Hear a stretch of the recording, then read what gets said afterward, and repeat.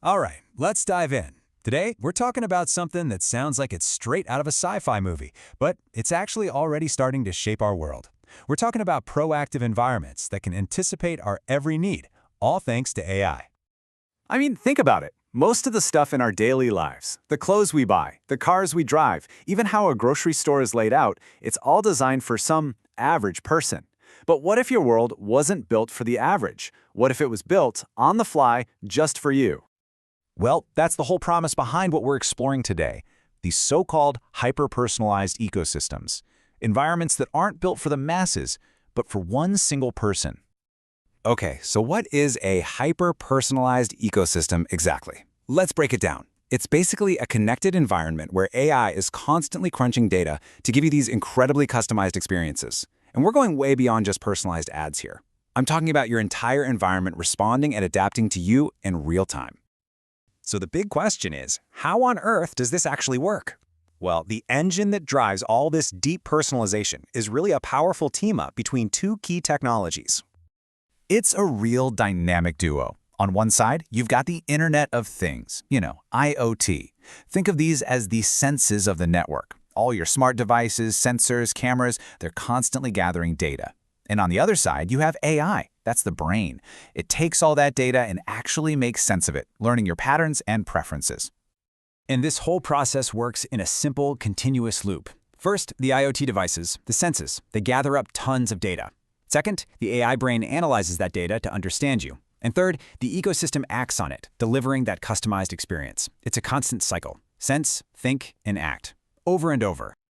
Now, this isn't just some far-off theory. This stuff is already happening. So let's look at a couple of real-world examples to see just how powerful these ecosystems can be. And we've got two fantastic and very different examples to look at. On one hand, you have smart retail, which is all about creating a super smooth, personalized shopping experience. And then on the other end of the spectrum, you've got precision agriculture, which is about optimizing our resources on a massive scale. So, in smart retail, just imagine walking into a store where the lighting changes to your preference.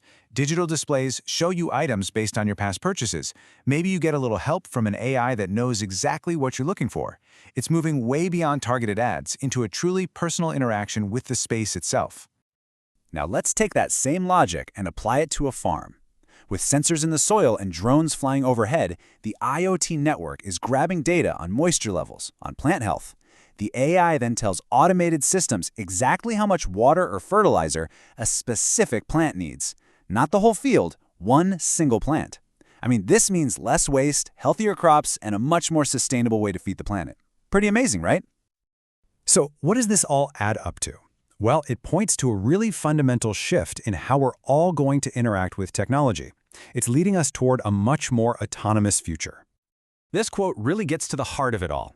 Devices will learn user preferences and adapt autonomously. And that last word is the key here, autonomously. This isn't about you programming your preferences into an app.